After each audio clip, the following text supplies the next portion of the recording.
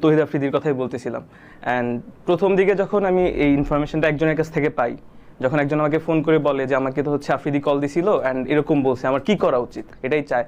So আমাদের এই সম্পদগুলো হচ্ছে আমাদের নিজেদের, এগুলো হচ্ছে রক্ষা করা দরকার। সো এই ধরনের একটা পজিটিভ ভাইব ক্রিয়েট করার জন্য ইনফ্লুয়েন্সারদেরকে এঙ্গেজ করে যে একটা ক্যাম্পেইন চালানো, এটা এক দৃষ্টিতে তো সরকারকে সমর্থন করা, আর একটা দৃষ্টিতে হচ্ছে অবভিয়াসলি স্টুডেন্টের এগেনস্টে।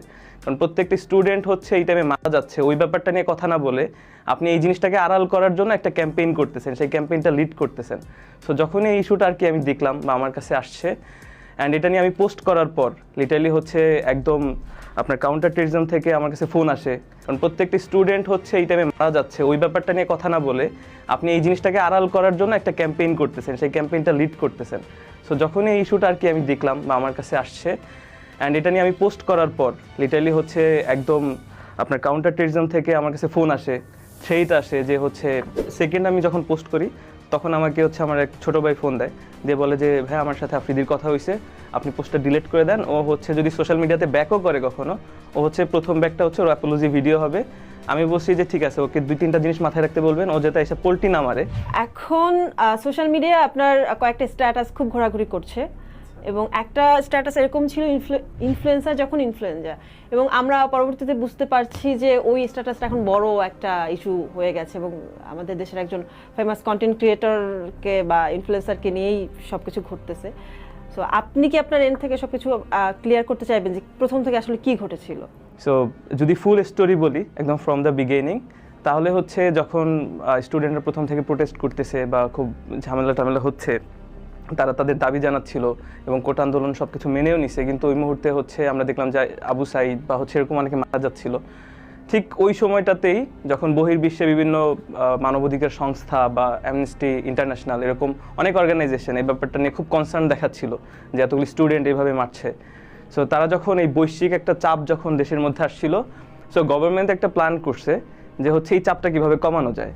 সো তারা হচ্ছে যারা খুব রিনাউন্ড মানুষ বা আমরা যাদেরকে নোটেবল মানুষ বলি বা সেলিব্রিটি বলি, তাদের থ্রোতে হচ্ছে একটা পজিটিভ ভাইব ক্রিয়েট করতে চাচ্ছিল একটা ক্যাম্পেইনের থ্রোতে।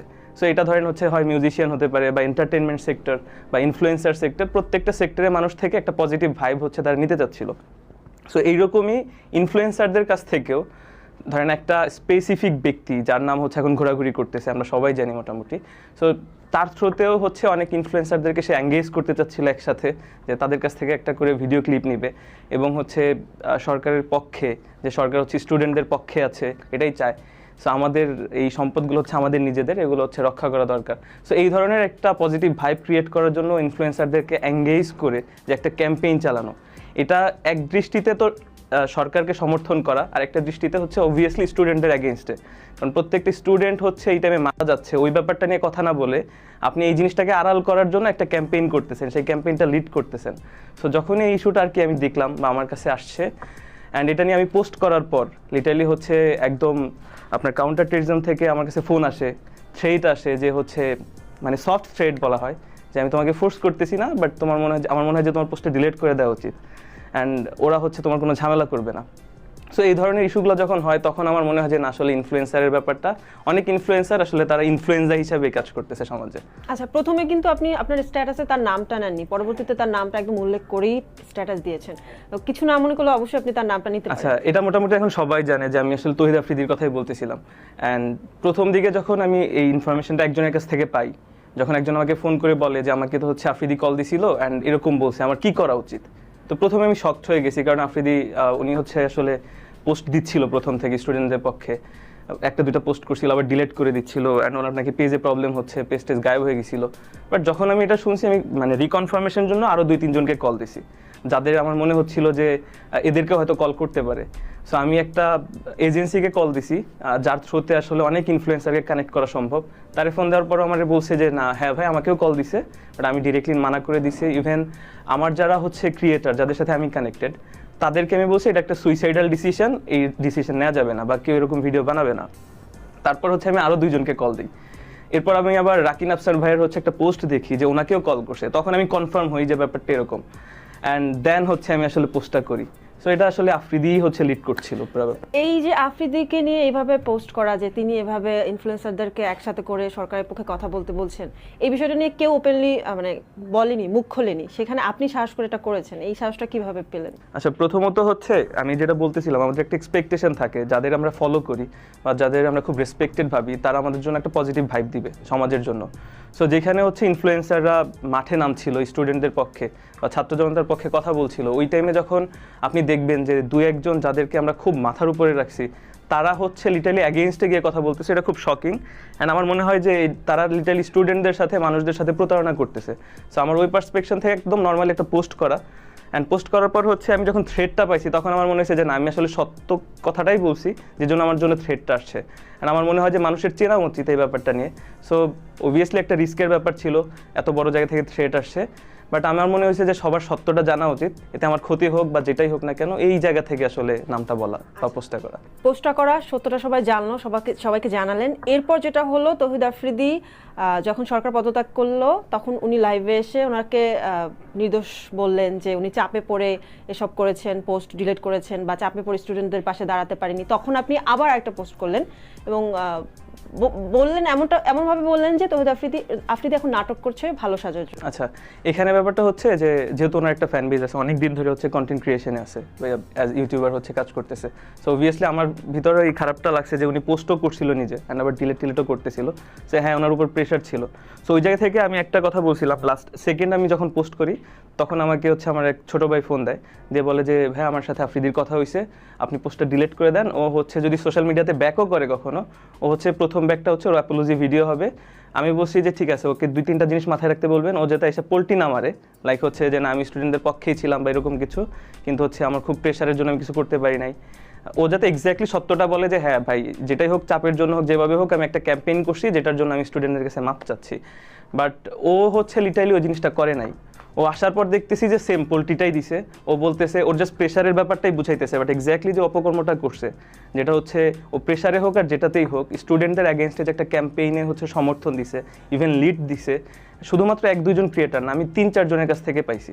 অ্যান্ড যখন মিটিং হয়, ওদের মিটিং শেষেও হচ্ছে 2-3 জনকে বারবার র্যান্ডমলি ফোন দিচ্ছিল, দেন গাড়ি পাঠানোর অফার করতেছিল যে গাড়ি পাঠাচ্ছি তুমি এখানে চলে আসো। সো এই জিনিসগুলো করতেছিল, এই জিনিসটা কিন্তু হাইড করছে। সো এই জন্য আমি বলতেছিলাম এটা লিটারালি হচ্ছে হিপোক্রেসি আসলে বা ভণ্ডামি, এটাই। সো আপনার কি মনে হয় তৌহিদ আফ্রিদি কি বড় কোনো স্বার্থ বা অন্য কোনো আশা এরকমটা করেছিল বা করে থাকতে পারে? প্রথমত প্রেশারের ব্যাপারটা থাকতে পারে, যেহেতু আসলে মানুষ যত বড় হয় তার প্রেশার তত বেশি থাকে, এটা স্বাভাবিক। ধরেন আমাকে যত বেশি মানুষ চিনবে আমার দায়িত্ব তত বেশি থাকে। সো এটাও হইতে পারে প্রেশারের ব্যাপারটা, এটা আমি ধরে নিলাম, এটা সত্য। আর এর বাইরে অবভিয়াসলি যেহেতু আমি আমার ইন্ডিভিজুয়াল পার্সপেকশন থেকে যদি বলি, বা হচ্ছে আমরা কয়েকজন বড় বড় রিনাউন্ড মানুষের কমেন্ট দেখলাম ওর পোস্টে নিচে, ওইটা থেকে আমার মনে হচ্ছে যে ওর এক্সপেকটেশন ছিল যে আমি যদি এরকম কোনো কিছু একটা করি আর সাকসেসফুল হই, দেন অবভিয়াসলি আমি এমপি কিছু একটা হয়তো হইতে পারি। সো এটা একটা হইতে পারে। আরেকটা ব্যাপার হয় না যে প্রত্যেকেই ক্ষমতা চায়, প্রত্যেকেই চায় যে তার মানে পাওয়ারফুল যে স্টেবিলিটি এটা বাড়ুক। সো ওইটা হইতে পারে। আমার যেটা মনে হয় যে সে চাচ্ছিল যে যদি এরকম হয়, টিকে যায় সরকার, দেন ও আর একটু পাওয়ারফুল হবে, he will be the leader. আরেকটা হইতে পারে যেহেতু প্রেশার তো আছেই। সো দুইটার মিশ্রিত আসলে একটা ব্যাপার। এখন যেটা দাঁড়িয়েছে যে সব ইনফ্লুয়েন্সাররা ওনাকে ভুল বুঝতেছে, আবার অনেকে যারা কাছের তারা ওনাকে নিয়ে আফসোস করতেছে যে আফ্রিদি এটা কী করলো, ক্যারিয়ার শেষ হয়ে গেল, ছেলেটা তো অনেক ভালো ভালো কাজ করেছে। তো ওই জায়গাটা থেকে আপনার কোনো কিছু বলার আছে কিনা তাকে সাজেস্ট করার?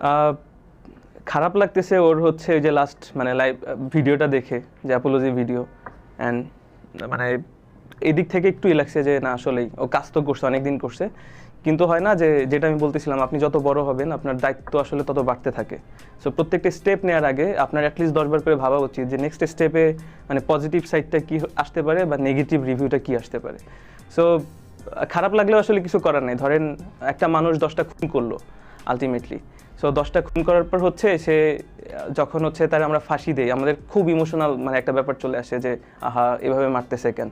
বাট ওই জায়গাটাতে হচ্ছে যে বিচারক বা যে ফাঁসি দিচ্ছে আসলে তার হচ্ছে শক্ত হইতে হয়, ঠিক না? সে হচ্ছে মনের বিরুদ্ধে গিয়ে ওটা করতে হয়। সো ওই জায়গা থেকে বলবো যে প্রত্যেকের কর্মফল পাবে। সো ওই জায়গা থেকে ইটস ভ্যালিড আমার মনে হয়। আপনি তো সোশ্যাল মিডিয়া এক্সপার্ট, আপনি বোঝেন কার আইডিতে কি হবে না হবে, কার গ্রো হবে। তো আপনার কি মনে হয় তৌহিদ আফ্রিদির ক্যারিয়ার কি এখানেই শেষ? ক্যারিয়ারের ব্যাপারটা আসলে বলতে পারবো না, তবে আমার মনে হয় না যে বাংলাদেশের সাধারণ জনগণ বা শিক্ষার্থী এই ব্যাপারটা কখনোই অ্যাপ্রিসিয়েট করবে বা কখনোই আসলে তাকে আগে যেই দৃষ্টিকোণ থেকে দেখতো এক দুইজন অন্ধভক্ত ছাড়া কেউ আসলে ওইভাবে আসলে তাকে গ্রহণ করবে আমার মনে হয় না। এখন আর পিছনে যাওয়ার রাস্তাই নেই, পিছনে পুলিশ আর সামনে স্বাধীনতা।